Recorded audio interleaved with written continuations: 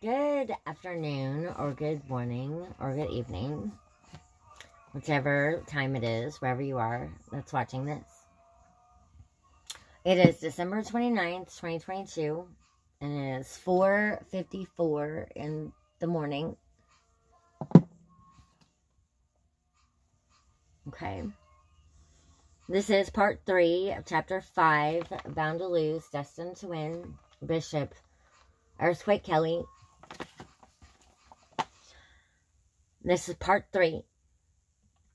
I bought a plane ticket and headed for Baltimore. On the way, the airplane developed trouble as we were flying over Lansing, Michigan. Sparks were coming from one of the airplane wings, and we were falling like a ride on a roller coaster. Okay, I had a dream about if they crash, I had a dream about a plane that crashed, and I had a dream about a roller coaster. Okay. People were panicking, and the cabin was in chaos. The pilot's voice came across the intercom and said, "We are going to do an emergency landing in a cornfield in Lansing. Please remain in your seats and put your head between your knees." We were still heading down like a roller coaster when I heard the voice of God say to me, "Do not fear. You will live and not die." Suddenly, it felt as though a hand reached under the plane and pulled us back up from the sudden drop. Okay, so they didn't crash. Okay, good. The pilot didn't understand what happened, but we were able to make it to Detroit, where we landed safely. The plane was checked, and they decided to let the flight continue to Baltimore.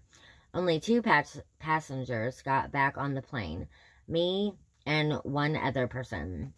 Nothing was going to keep me from getting to Baltimore to ask for Selena's hand in marriage. Aww. The plane continued the flight to Baltimore with no problems. Selena was at the airport to pick me up and drive me to her parents' home. I told them all about my past. I held nothing back. I told them about my life before Jesus and my life after I became a new creation in Christ. They gave me permission to marry Selena, and they gave us their blessings. Selena worked for the Federal Bureau of Investigation, so they had to check my background to make sure that she could marry me and still remain employed with the FBI. I am thankful to say that they approved me, and Selena was allowed to keep her job. Okay, so there's Bureau and job. Okay. When Selena's pastor learned that she was engaged to me, he was furious. He had already chosen Selena as a wife for his own son, and he tried to talk her out of marrying me.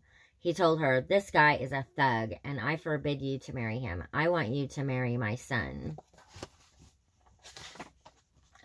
Selena ignored him, but for several years after we married, her former pastor sent me hateful messages. One day, I'd had enough. I called him and said, "I have been nothing but a gentleman to you, but you keep throwing my past in my face. If I hear that you have said so much as one word about me, I will come to Baltimore and beat you within an inch of your life. If you know my past as you say you do, then you know I'm capable of doing it." The next time we were in Baltimore visiting Selena's parents, her pastor called and invited us to dinner. He took us to the fanciest restaurant in town and paid for our dinner. I forgave him and asked him to forgive me for threatening to kill him. He and I became friends and remained so until he died. In October of 1980, before Selena and I were married, I moved to California. When I was a child, Dad took us to California for a visit. I loved the state, with all the warm weather, sunshine, and fruit trees. "I'll live in this state someday," I said to myself. I saw my upcoming marriage as my opportunity to move to California and make a new start. When I arrived in California, I lived briefly with my sister, but I knew that the Lord was leading me to the Los Angeles area.